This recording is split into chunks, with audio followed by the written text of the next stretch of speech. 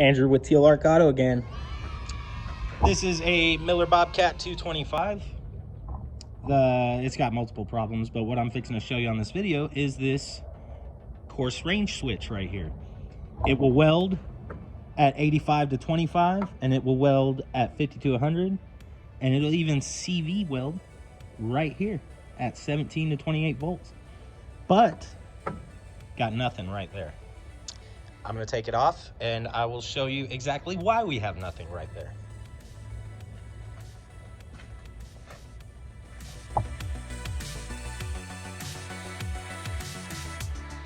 So this is your coarse range switch. It looks almost the same as the weld process switch down here. Miller uses it on a lot of their machines, at least a lot of their older machines. This right here is exactly why we're not welding in the 70 to 150 amp range. It is arced out. Every time that you turn a switch, there is a small amount of arc in between the two contacts of the switch.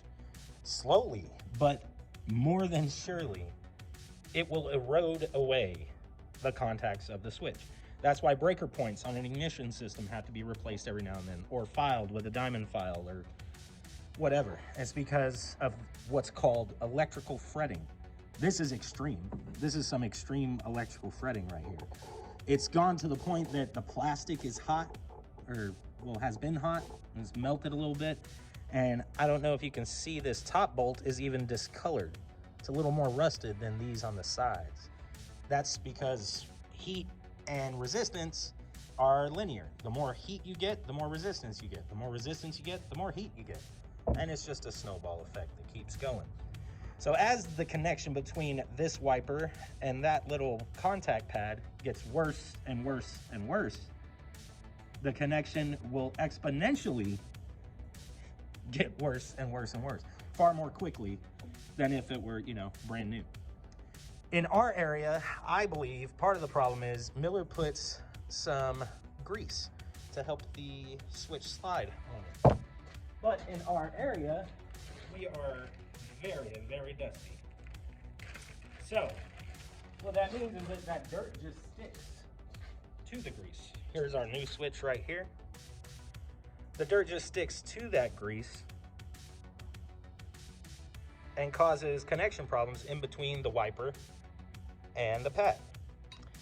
And inevitably it's having to go through more resistance. And when it does that, it gets hotter. And when it gets hotter, it increases the resistance. Yada yada. Don't want to sound like a broken record.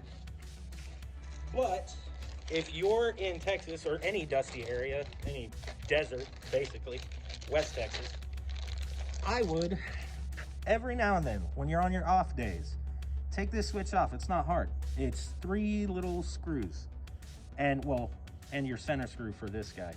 So 4 screws in total.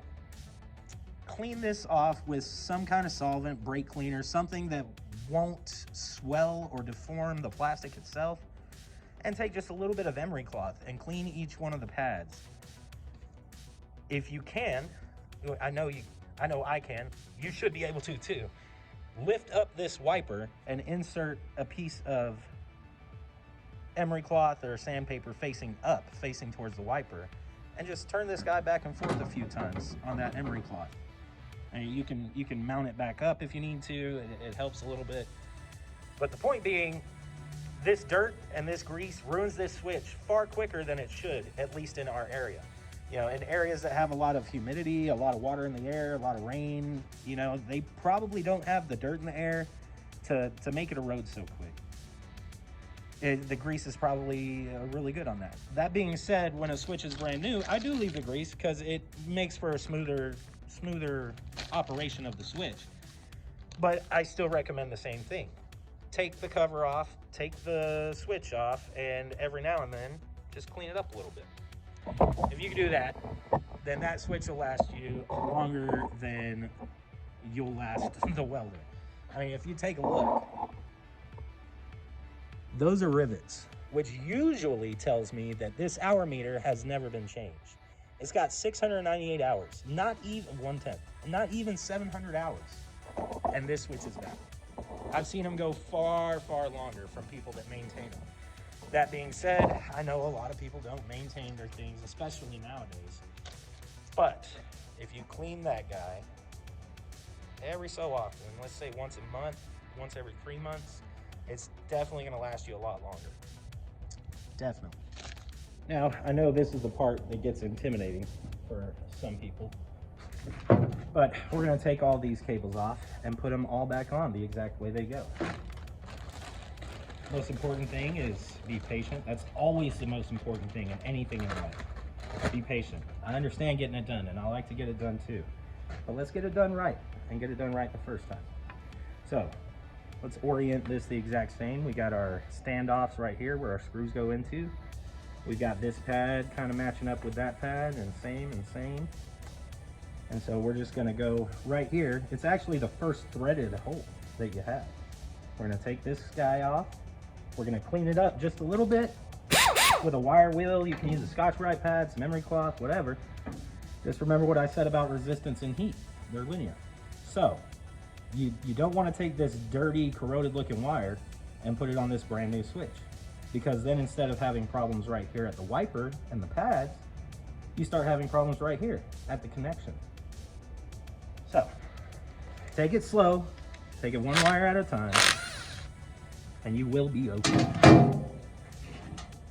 You don't want to get it wrong. Definitely don't want to get it wrong. It's honestly not all that bad, but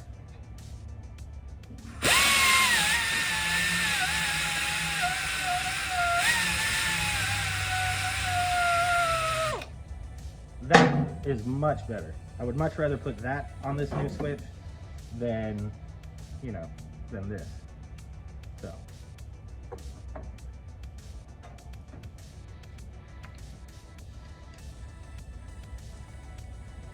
Always start the thread before you put it in.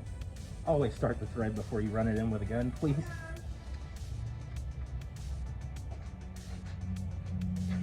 Lo siento, pero la mujer de los patas habla puros español. Y yo hablo poquito español. All right, so always start a thread before you run it down with a gun. You honestly probably shouldn't use a gun on this because it's plastic. I just touch it. I just snug it with that gun. It's a little 1/4 inch gun. I'm not gonna break anything. I also come back with a ratchet after I'm done. So let's put this guy on time lapse and we'll be back.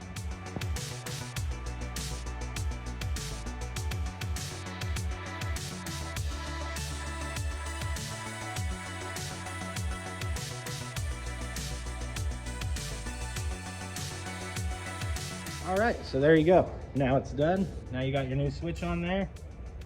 We'll mount it back up real quick and then she will be welding again. This guy is bad. And now maybe you can see it nice and close. Oh, she melted.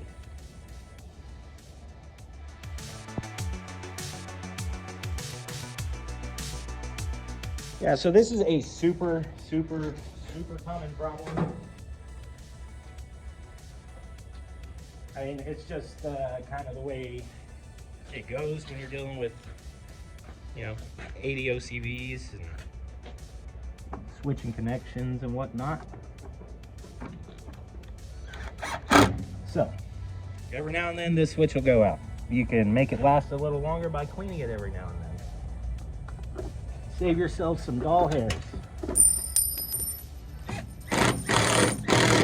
I know we could all use a few extra doll hairs, right?